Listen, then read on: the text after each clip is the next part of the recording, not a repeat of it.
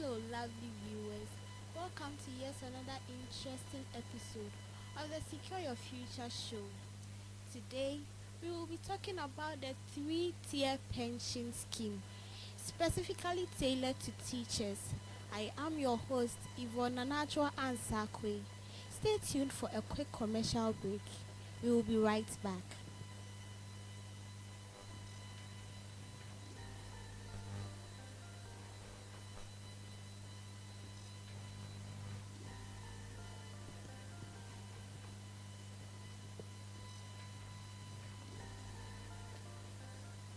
Hello, lovely viewers. Welcome to yet another interesting episode of the Secure Your Future show with me, Miss Yvonne Anajo and Sakwe.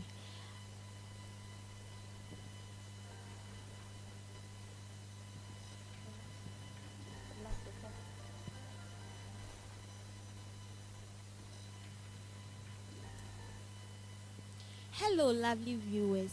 Welcome to yet another interesting episode of the Secure Your Future show with me, Miss Yvonne Anajo and Sakwe. Today, we will be treating the three-tier pension scheme, specifically tailored to teachers. Stay tight as we go on a quick break. We will be right back.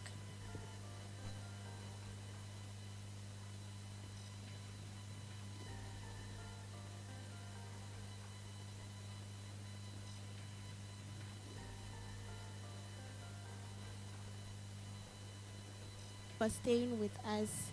So, as I said earlier, we will be talking about the three-tier pension scheme, which is specifically tailored to teachers. On today's show, we have the pros when it comes to dealing with these issues. And I said when I talk about the pros, I'm talking about the experts. And so I'll give room for them to introduce themselves. Thank you very much. My name is Sarah Ampadu. Okay, my name is Emmanuel Edi Akon, the Assistant Compliance Manager at Tvucc branch. Okay, thank you for having you on our show today. We really appreciate you. So, I would like to ask, please, what is the three-tier pension scheme about? Okay, thank you very much.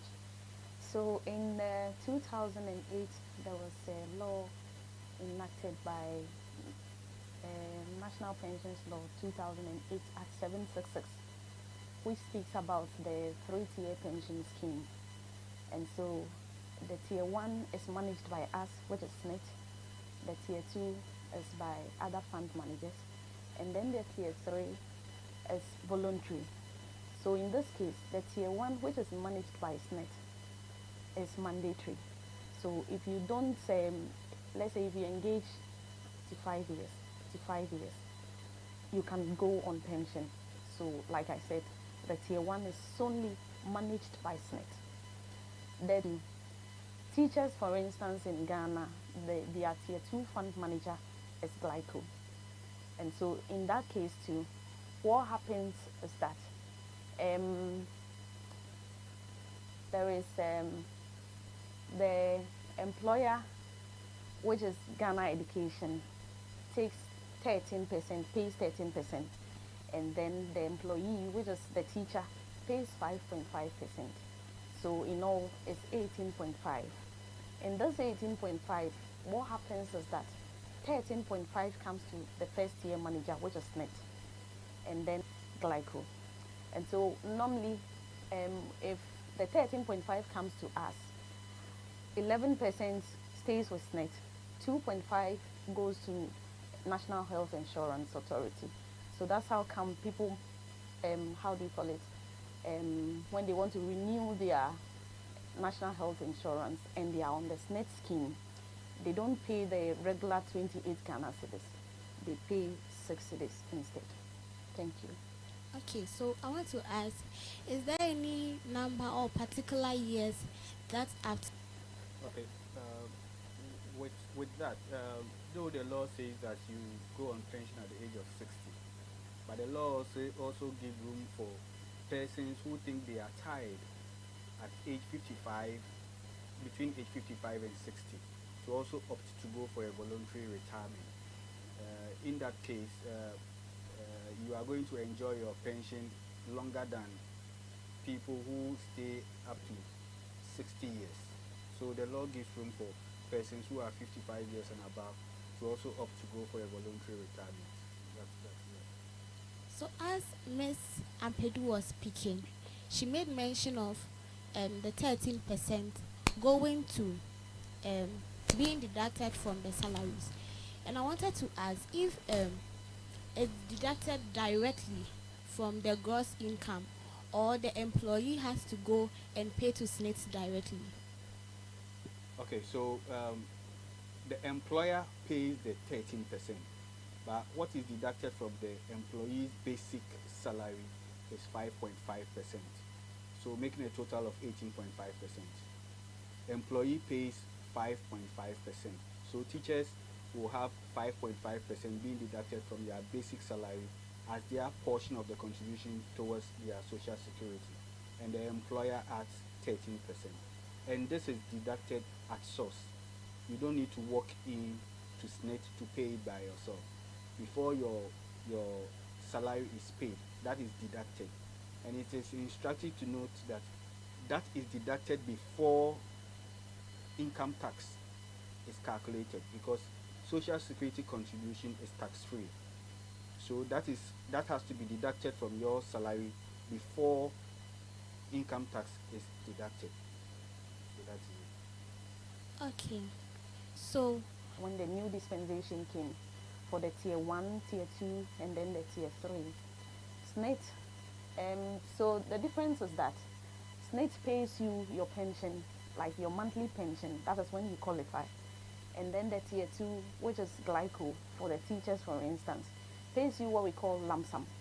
So your 5%, which goes to them at the end of your service, what happens is that they don't pay you the monthly pension like what SNIT does. They will give you lump sum. So it's one-time payment. You take it and that is all. oh, okay, thank you. Please, I wanted to ask, for teachers, what are some benefits apart from the um, the monthly benefits that they could get from Okay. being part of SNET? Thank you. So the benefits that they can enjoy is one, the pension. And the pension, we have different types of pension. We have the old age pension. That one, when you do the minimum contribution of 180 months, which is a 15 years contribution, and you are age 55 to 60, you enjoy your monthly pension. So that is the old age pension. And then we have the old age lump sum. So the old age lump sum is just that, let's say you've contributed, but you didn't get the minimum contribution of the 15 years, but you are 50, we pay the monies to those people. We also have the invalidity pension. So the invalidity pension does not tie to when you are 55 or 60. This very one, when it doesn't matter your age. Let's say in the last 36 months, you've done a contribution of 1 year consistent contribution. So in the last 36 months, when you come, we check your contribution and we realize that in the last 36 months, you've done 1 year consistent contribution. And then so this invalidity pension is basically for someone who is incapacitated. Let's say the person is working, have had an accident, can no longer work, can no longer stand. You have maybe back, what's the name, spinal cord issue, and all those ones. What you do is you just go to your employer. Your employer gives you a letter stating that this person is incapacitated. He or she can no longer work. You go to your medical doctor. You said for the pension scheme,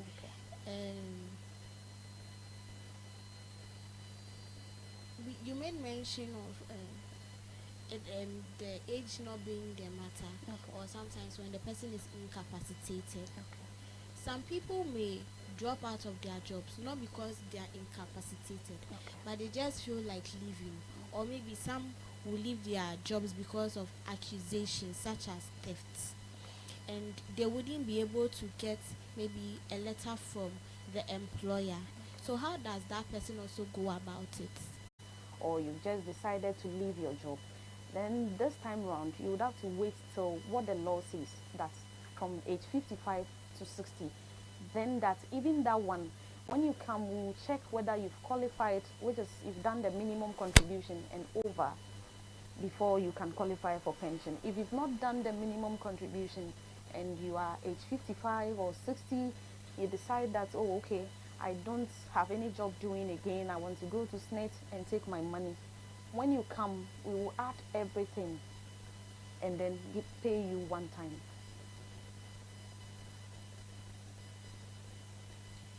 Can I have something like a seed or something of that? They don't work for anybody. These people, when they are between the ages of 15 to 45 years, can just walk into our office with their Ghana cards and we register them. And they also give us 13.5% of their basic. So you tell me that I get, wasn't in 10,000 Ghana cedis a month. We calculate 13.5 on the 10,000 Ghana cedis, and then you'll be paying that as your monthly pension.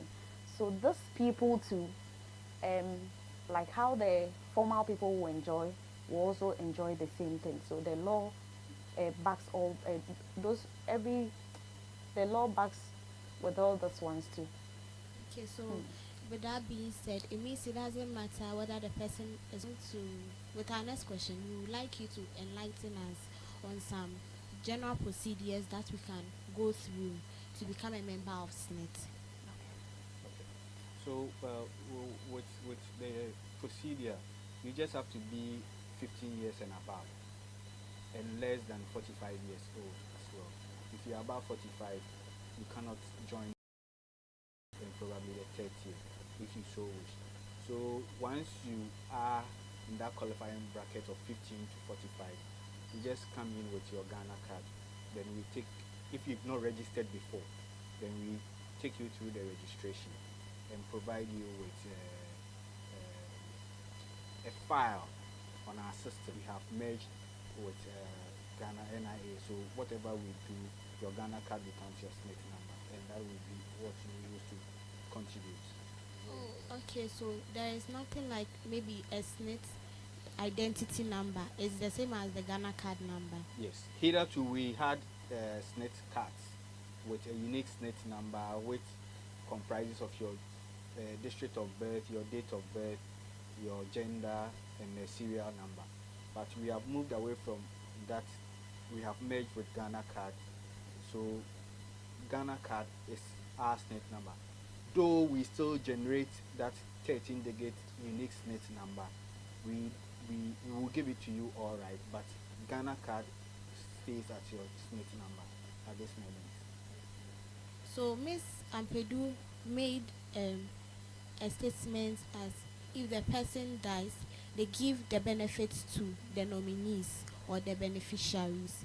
So is there any other process that, is there any general process that those nominees have to go through to get their benefits? Yes. So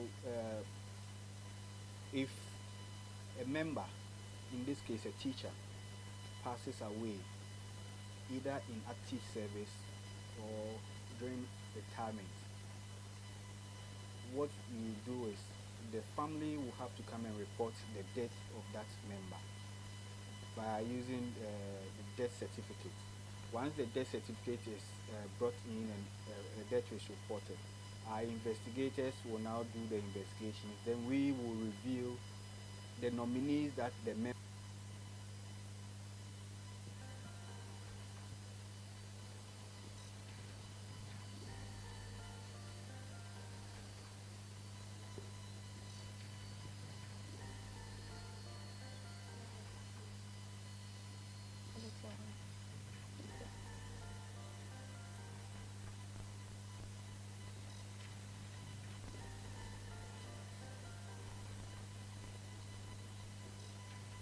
Okay.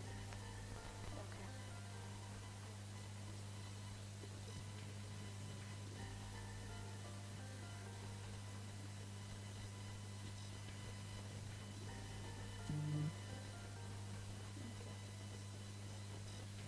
Misconceptions people have about SNET.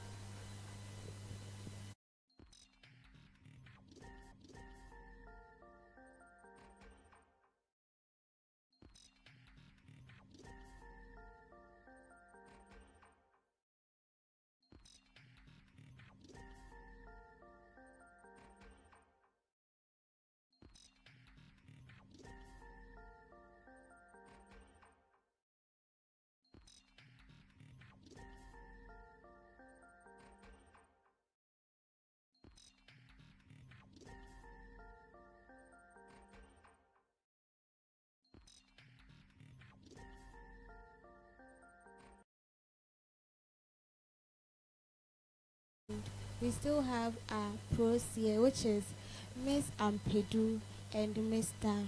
Akon. So, to continue the show, I've heard so many things about snits, which me myself makes me dislike snits. So, I hear people say, even with the snits, even if they do it, it is difficult to get. I said, no, I've been working for 30 years, so the month should be about 360. If we are a cheat, we would have gone ahead to pay you using the 300 months. But we will tell you, in order not for you to be cheated, we need to ensure that all the remaining 60 months deserved one at that. And in most cases, that delays. Probably the periods in which the months are missing are 20 years ago. And those documents might be in archives. To go back to your employer, to go into archives to search for those files is difficult. Probably your company may be defunct. Let's use teachers with controller. So we need to go to all. Will walk in and request for um, their monies, like those the beneficiaries. Sorry, they walk into SNET demanding for. Process is because of due diligence, so that we know that we are paying the right people. Probably the teacher may have gone to work in some village and may have given birth to over there. No one knew about them, but upon his death, it's coming up. Our investigation will show that the man has two other children in that village, and the law mandates us that we ensure that every child of the disease is catered for using the PNDC law 111 to distribute. Okay, so as teachers, um, some teachers may have children, you know, and maybe probably before they started or before they became a member of SNIT, they didn't have children, and now they want to make the beneficiaries that are being used to register. So the law mandates that every 5 years you are supposed to come and change your beneficiaries. So let's say when you were registering SNIT, you used your mother, you used your father, you used your brother because you didn't have children, you were not married by then. And so in the last 5 years, I'm sure you might have married, you might have given birth. You just walk to our office. Just tell us you want to update your nominees. We'll give you a form. Does the money go to? So there is a case. There is always a case like that, where, just as I mentioned, because the person has been working 30 years, has never checked the statement, he has never even changed his beneficiary. So probably when he started working, he was young and he used the mom and dad, and the mom and dad pre-disease. That is what the term we use, pre-disease the member. So when that case comes, the PNDC law 111 is there, the interstate succession law. That is what will be used to distribute the benefits. That is the spouse, the children, and the next of kin, one member from the family, the extended family. That is what we do. An occasion that somebody died and the SNIT's benefit, the person actually died with the children who are supposed to be the beneficiaries, and they claim that the family members did not go for the claim or didn't go and claim the benefits for a number of years, and they claim that the money was sent to charity. Please, is that possible? It's not true. Your benefit will still be with SNIT for 200 years. Probably your great-great-grandchild will come and work in SNIT one day, and will find out that their father or their great-grandfather contributed and they are still not taking them. And I'll use myself as a case in point. Before I joined SNIT, I never even knew my dad ever contributed to SNIT. But my dad and my people with my name, I was checking my name only to find out that my dad's name was there with some contributions. By then my dad had passed away, so I claimed it. And so no matter what time. Okay, so you've taught us a lot today, and we are really grateful. On this note, we want to ask if you have a short message for the public. Okay. you share with us. So I'll dwell on your last sentence you made. SNET is very, very reliable. Statement. Within 2 weeks, you are paid as a pensioner. As with the DS cases, that is the survivors, because there are investigations to be done, we can give you about a month and a half, and think anybody will now sit and say, I've gone to SNET and they've refused to pay me because maybe what we are requesting for you to do is not done. If that is not done, we cannot pay you because the due diligence will have to be followed so that we know that we are paying the right people. Thank you. So SNITS is reliable and they deliver right in time. Yes. So on our Ms. promise. Ampedu will also take a last note. Okay, so we also want to emphasize on the seat thing. Those doing their own work now, when you are between the ages of 15 to 45 years, we say just walk to any of our branches with your Ghana card. We will gladly serve you. We will register.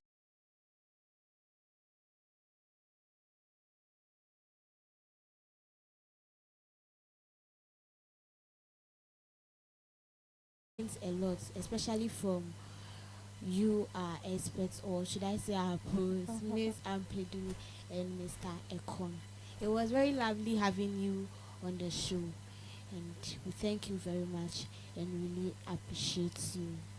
So, to end this section of the show, we also want to appreciate you, our viewers, for taking time to watch this section. We are not done yet. Stay tuned for the next session, which will be treating the tier 2 and the tier 3. Thank you very much.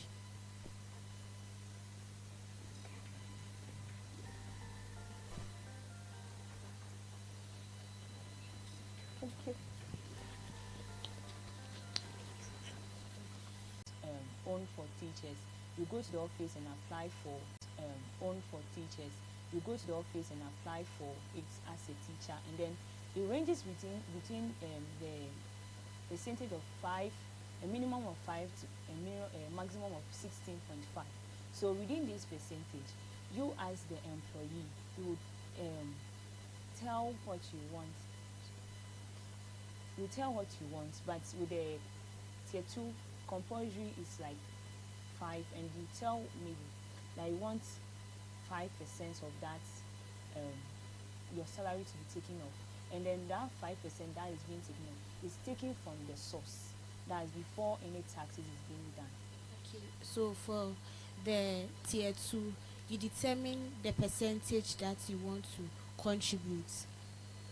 So I think to make a little bit clarification on what she 5.5, just as Ms. Opare said, is taken from the source, meaning that before any taxes are deducted, they take that money from the source. Okay, so meaning they take that money from the gross income of the person. Yes, and then they deduct, and then they will tax, and they'll take taxes based on the amount that is left after these social security. Oh, okay. So for teachers, what are some benefits that they can get from this tier 2? So with the tier 2, some of the benefits are it serves as a supplementary pension scheme for you. So though you'll be receiving your tier 1 according monthly, but with the tier 2 it comes in lump sum. So after you have made the contribution is with the same age, if within the ranges the 15 to 45, that's the age range. So 15 to 45 you do it, and then it's paid in what lump sum. That's where they calculate what the amount of money you have contributed to that very year, and also the interest on it, and then they give it to you as the lump sum. Yes, please. Oh, okay. So after giving it to them at a moment, that is it. They don't come back for any money again. Okay. Yes, please. And I hear that the general procedures to be a member of the tier 2, it's equally the same as to tier 1. Is that true? The only difference is that instead of going to SNIT for the tier 1, you would have to go to a trustee company, and a trustee company have Petra, we have Enterprise Life, we have Glyco. So there are lots of them. If you go to the NPRA, that's the National Pensions Regulatory Authority, their website, yes, you find a lot of trustee companies there that are mandated or that are given the license to operate tier 2 pension schemes in Ghana. So since they are quite similar, the should I say that the ideal doc processes, every company has its policies. Yes. Oh, okay, thank you. So we will move on to I would like to ask. Initially, I heard the tier three. Sorry, is mandatory or sorry, it's voluntary, meaning free will. Please, can you enlighten us about that? Yes, so to get a little brief history, so if we said that Ghana runs a three-tier scheme, that's a tier 1, tier 2, and tier 3. And tier 1 and 2 are mandatory, but tier 3 is voluntary, meaning that it's not compulsory for you to enroll. But I would advise, it is highly recommended that you enroll in tier 3 because if you're enrolling in tier 3, it's serving as a supplementary retirement savings for you. So let's say I'm a teacher, I'm a private school teacher, and mandatory we have been asked to enroll in tier 1 and 2.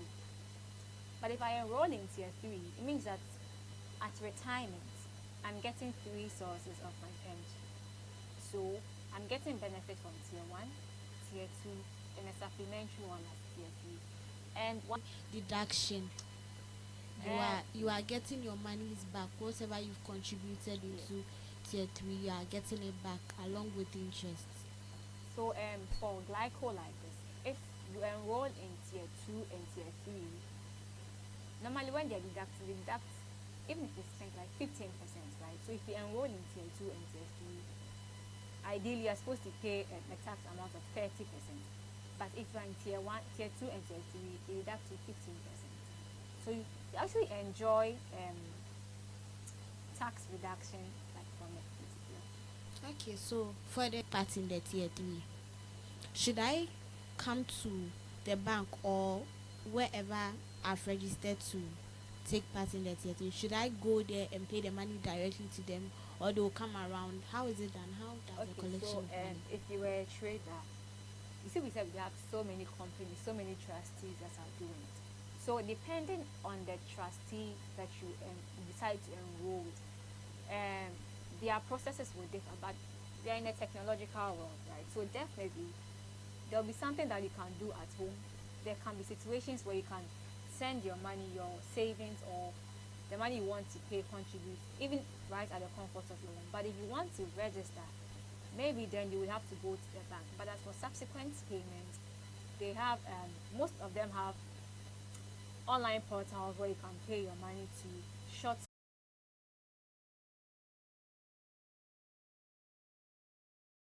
And also, with a tier 3 or a government worker, you can then decide on the percentage you want to pay from your salary. And then when your money comes or your salary comes, they can deduct from it before rather than you going to pay it. So that's for those who are in the formal sectors.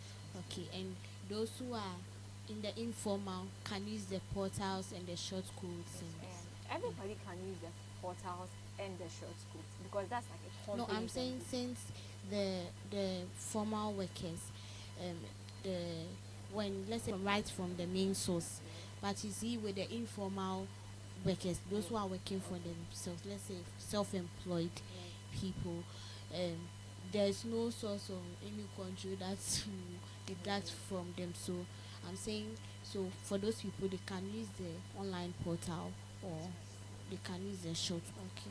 So from 5% to 16.5% is tax deductible, meaning that when for that amount of money there wouldn't be taxes on it, but any amount above 16.5% there'll be tax deduction on it.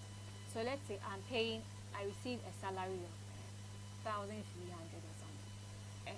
Ideally roughly 130 cedis. So they will deduct that 130 cedis before taxes are applied on the remaining amount. But if I decide to pay 18%, so they will deduct maybe the 13%.